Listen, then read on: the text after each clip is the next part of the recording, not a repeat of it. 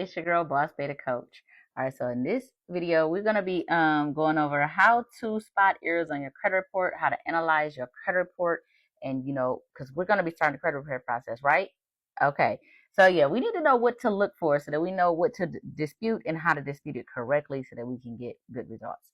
Okay, so first of all, first things you want to check out is your personal information. You want to make sure that your personal information, your phone number, your address, your social security number, everything is being spelled correctly, everything is being reported correctly. If that section there is good, then you are good to go. If it is not, you can send a personal information update letter to the bureaus to get this information updated. You can also call the bureaus over the phone to get this information updated.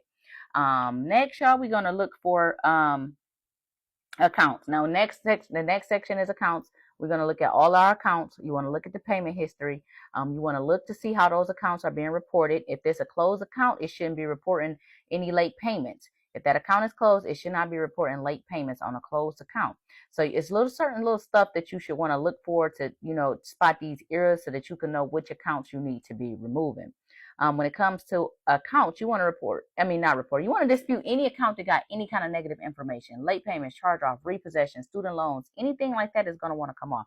The student loans, not saying that that account is technically a negative account, but it makes your debt to income ratio look super high.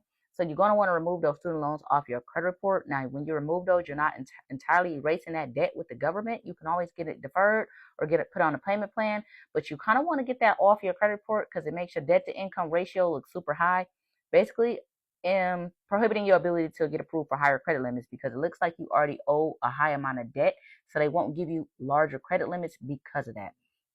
And then another thing to look for is accounts with delinquency, any accounts that have been charged off or sent to collections or sent to a third party data furnisher. Those accounts will need to come off. Now, good thing is once those accounts are sent to collections and sent to a third party agency to collect on that debt, it makes it easier for you to dispute those items because your original debt collector sold that debt to a third party and you don't owe that third party anything because you didn't do business with that third party company.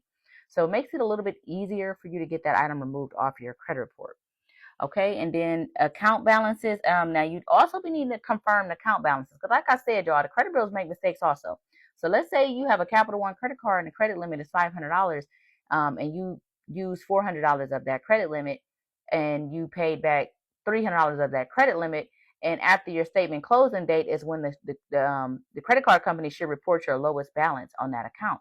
So let's say that statement closing period has passed and you check your balance on that account and the credit bureaus are still reporting that balance of $400. After you made a $300 payment, your balance should report as $100. So if they're reporting a balance that's not correct and you know for a fact it's not correct, you have every right to dispute that information. So like I said, it's just certain stuff that you want to look for on your report so that you know it's not right and you know you can dispute it. And then payment history is also another big one. Payment history, because a lot of times you may think you're paying your credit card off on time, but let's say you set it up for auto pay and just once let's say one time you forgot to pay it or the auto pay didn't renew and the payment was missed and you get a late payment. You're going to want to remove that late payment as soon as possible. Now, things do happen, and sometimes you can, send out a goodwill letter and get that late payment removed. Sometimes the banks, and they aren't so willing to remove those items. So you're going to want to keep an eye on stuff like your payment history because that stuff is important, and this is also a huge factor of your score is payment history. Hard inquiries. We definitely need to keep an eye on these hard inquiries too, because just because you think you're not applying for stuff don't mean that we don't have thieves and people out here who are applying for stuff in your name.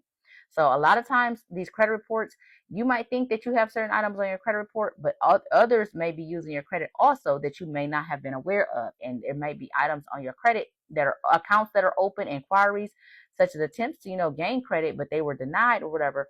But you still may have these inquiries on your credit profile and you need to get these taken care of. So anytime any kind of fraud occurs, you're definitely going to want to get that information updated with the credit bureaus. You want to put a freeze on your credit report. You want to go to the Federal Trade Commission website and file an FTC report. Basically, you're going to just state and list those accounts that weren't opened by you. You're going to explain what happened, and they shouldn't have a hard time removing those accounts off. Let me think of what else we can go over in this chapter, y'all. Public records is also another one. because it's good to kind of keep an eye on your public records, because people could be applying for housing in your name, using your social security number for various things. Let's say they get an apartment in your name, they had the lease open for 3 months, and then they got evicted for non-rent payments, and then that eviction is in your name, so you're responsible for that. Anything that's on your credit report, you are responsible for, unless you can prove otherwise or have evidence to prove otherwise. You're responsible for this information. That's why it's so important to monitor your credit, so that you know what you have reporting on there. So the items that you are responsible for needs to be the items that you are actually responsible for. We don't want to be responsible for nobody's debt or nobody's ignorance or the fact that somebody else was trying to manipulate and use other people's information. That's just not fair to us. So we need to know what's on our credit reports so that we can know how to dispute these items and when and what items to dispute. All right, stay tuned for the next chapter.